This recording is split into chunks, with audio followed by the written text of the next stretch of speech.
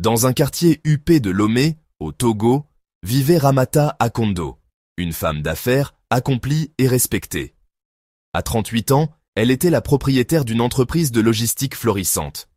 Issue d'une famille aisée, Ramata avait toujours travaillé dur pour maintenir l'héritage familial. Elle avait bâti son succès sur sa rigueur et son ambition, mais cette quête de réussite avait laissé un vide dans sa vie personnelle. Divorcée depuis plusieurs années, elle s'était résolue à vivre pour son travail, convaincue que l'amour ne faisait plus partie de son destin. Son chauffeur personnel, Yao, était un homme de 29 ans, discret et travailleur. Originaire d'un petit village, il avait quitté sa terre natale avec l'espoir de trouver un emploi stable pour subvenir aux besoins de sa famille. Malgré sa situation modeste, Yao faisait preuve d'une dignité et d'une humilité remarquables. Chaque jour, il effectuait ses tâches avec une précision et un respect qui ne passaient pas inaperçus. Un matin, alors que Ramata se rendait à une importante réunion d'affaires, la voiture tomba en panne en plein centre-ville. Elle, toujours ponctuelle et exigeante, s'impatienta immédiatement. Ramata. Yao, que se passe-t-il? Nous n'avons pas le temps pour ça. Yao. Je suis désolé, madame. Laissez-moi quelques minutes, je vais vérifier. Yao descendit rapidement de la voiture et ouvrit le capot, sous les regards curieux des passants. En quelques instants, il identifia la panne et parvint à redémarrer le véhicule. Ramata, bien que contrarié par le retard, ne put s'empêcher d'admirer son sang-froid et sa capacité à gérer une situation aussi stressante. Ramata. Tu es rapide, Yao. Merci. Yao. C'est mon travail, madame. Cet incident, bien que banal, marqua un tournant dans leur relation. Jusque-là, Ramata voyait en Yao un employé dévoué, mais effacé. À partir de ce jour, elle commença à le considérer différemment, intriguée par sa sérénité et sa compétence. Au fil des semaines, Ramata initia de petites conversations avec lui pendant leur trajet. Elle découvrit un homme simple mais intelligent, dont les valeurs familiales résonnaient profondément en elle. Ramata. Dis-moi, Yao, tu n'as jamais pensé à faire autre chose? Un métier qui te permettrait de mieux subvenir aux besoins de ta famille? Yao. Bien sûr, madame, j'aimerais un jour ouvrir un petit commerce, peut-être un garage. Mais pour l'instant, je fais de mon mieux ici. Ramata fut touché par sa modestie et son ambition. Quelques mois plus tard, lors d'un voyage professionnel à Cotonou, Ramata invita Yao à l'accompagner en tant que chauffeur et assistant. Ce fut leur premier déplacement prolongé ensemble, et durant ces quelques jours, ils apprirent à se connaître davantage. Une nuit, alors qu'il revenait d'un dîner, Ramata l'interrogea sur sa famille. Ramata. Parle-moi de ton village, tu sembles très attaché à tes racines. Yao. Oui, madame, ma mère y vit encore avec mes frères et sœurs. Mon père est décédé il y a 5 ans, et depuis, je suis le seul soutien de la famille. Ramata sentit une profonde admiration pour cet homme qui portait tant de responsabilités avec une telle dignité. Leur conversation se poursuivit tard dans la nuit, et elle réalisa qu'elle appréciait sa compagnie bien plus qu'elle ne l'aurait imaginé. De retour à Lomé, leur complicité devint plus évidente. Ramata, qui se sentait souvent seul malgré son succès, trouvait du réconfort dans la présence de Yao. Il n'était pas seulement son chauffeur, il était devenu un confident discret, un soutien moral dans les moments de doute. Cependant, leur relation ne tarda pas à attirer l'attention. Dans les cercles professionnels de Ramata, des murmures commencèrent à circuler. Certains collègues la critiquaient pour sa proximité inhabituelle avec son employé, tandis que dans le quartier de Yao, on murmurait qu'il visait haut en se rapprochant d'une femme riche. Ramata. Yao, je ne sais pas comment te dire ça, mais je crois que j'ai développé des sentiments pour toi. Yao. Madame, vous êtes une femme exceptionnelle, mais je suis un simple homme. Que diraient ben les gens? Ramata. Les gens parleront toujours, Yao. Ce qui compte, c'est ce que nous ressentons. Encouragé par ces paroles, Yao finit par avouer qu'il partageait ses sentiments, bien qu'il fût effrayé par les conséquences. Leur relation devint officielle, mais les obstacles ne manquèrent pas. La famille de Ramata, choquée par son choix, tenta de la dissuader. Mère de Ramata. Tu ne peux pas épouser un chauffeur, Ramata. Que penseront les autres? Ramata. Ce n'est pas leur opinion qui compte, maman. C'est mon bonheur.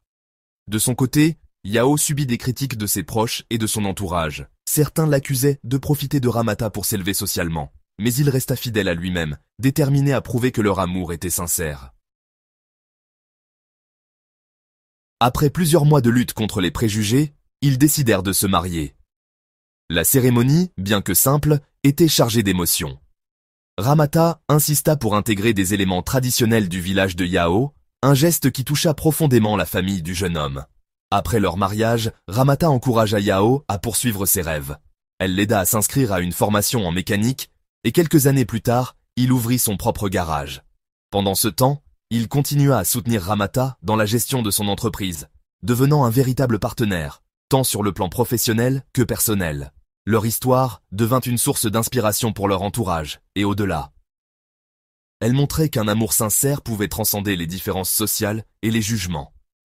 Ramata et Yao prouvèrent que le respect mutuel et la volonté de bâtir ensemble pouvaient surmonter les obstacles les plus grands.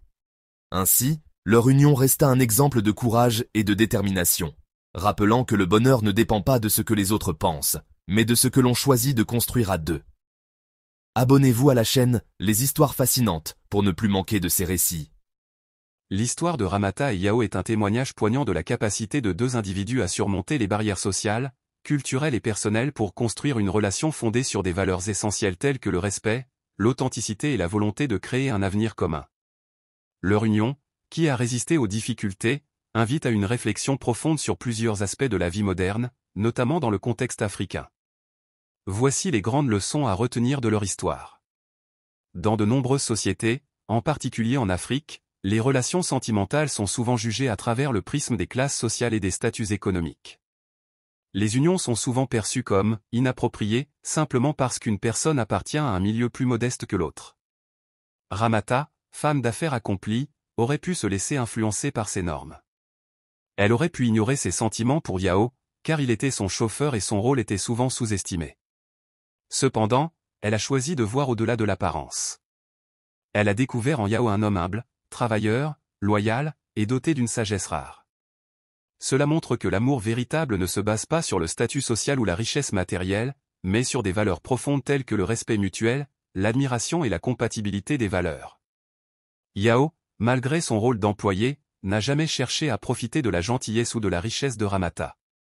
Il a toujours agi avec respect et dévouement dans son travail. Ces qualités ont attiré l'attention de Ramata, qui a vu en lui bien plus qu'un simple chauffeur. De son côté, Ramata a aussi fait preuve d'humilité en reconnaissant la valeur de Yao en tant qu'individu. Elle n'a pas laissé son statut d'élite influencer son jugement sur l'homme qu'il était. Cette relation nous enseigne que le respect mutuel est la clé de toute union durable. Peu importe la différence de statut ou de pouvoir, chaque partenaire doit reconnaître la valeur intrinsèque de l'autre et l'honorer. Une autre grande leçon de cette histoire est qu'il est essentiel de ne pas se laisser influencer par les jugements des autres. Dès que leur relation est devenue publique, Ramata et Yao ont été confrontés à de nombreuses critiques. La famille de Ramata, ses collègues, et même les proches de Yao ont exprimé leurs réserves. Certains voyaient leur union comme une erreur, tandis que d'autres la considéraient comme une tentative de manipulation de la part de Yao. Mais malgré tout, Ramata et Yao ont choisi de ne pas laisser ces opinions dicter leur vie. Ils ont suivi leur cœur, convaincus que leur bonheur était plus important que ce que les autres pensaient. Cela nous rappelle qu'il est essentiel de prendre des décisions basées sur notre propre bonheur et bien-être, et non sur les opinions des autres. Après leur mariage, Ramata n'a pas seulement aimé Yao, elle a également soutenu ses ambitions. Elle l'a encouragé à suivre une formation et à ouvrir son propre garage, lui montrant qu'elle croyait en son potentiel et en ses rêves. Yao, de son côté, a continué à soutenir Ramata dans la gestion de son entreprise. Cela souligne l'importance de bâtir une relation où chaque partenaire aide l'autre à grandir, que ce soit sur le plan personnel ou professionnel. L'amour ne consiste pas seulement à partager des moments de bonheur, mais aussi à travailler ensemble pour atteindre des objectifs communs et individuels. L'histoire de Ramata et Yao n'a pas été facile, car ils ont dû affronter des obstacles sociaux, familiaux et personnels. Ces épreuves auraient pu les séparer, mais elles ont renforcé leurs liens. Cette dynamique nous enseigne que les relations solides ne sont pas celles qui ne connaissent aucune difficulté, mais celles où les partenaires font face ensemble aux défis. Les épreuves, bien que difficiles, permettent souvent de tester la solidité d'une relation et de la rendre encore plus forte. Ramata, bien qu'ayant atteint un grand succès professionnel et matériel, se sentait seule et incomplète. Elle a découvert un véritable bonheur non pas dans les cercles d'élite auxquels elle appartenait, mais dans une relation simple et sincère avec Yao. Cela nous pousse à redéfinir notre propre notion de succès et de bonheur. Trop souvent, on nous enseigne que la réussite professionnelle et matérielle garantit le bonheur. Pourtant, comme l'histoire de Ramata et Yao le montre, le bonheur peut résider dans des relations humaines authentiques et dans la capacité à suivre son cœur. Bien que Ramata ait commencé leur relation dans une position de pouvoir, en tant qu'employeuse de Yao, leur union est vite devenue un véritable partenariat. Ramata ne voyait pas Yao comme un homme inférieur, et Yao, de son côté, ne se sentait jamais inférieur. Ils se sont traités comme des égaux, chacun apportant ses forces et ses compétences uniques à la relation. Cela démontre que l'amour véritable repose sur l'égalité, même lorsque les partenaires viennent de milieux ou de positions différentes. Ramata et Yao ont osé défier les normes sociales et culturelles pour vivre leur amour. Leur courage nous inspire à remettre en question les conventions qui souvent nous empêchent de poursuivre ce qui nous tient réellement à cœur.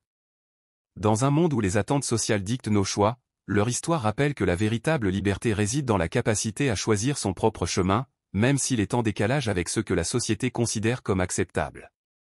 L'histoire de Ramata et Yao est bien plus qu'un simple récit d'amour.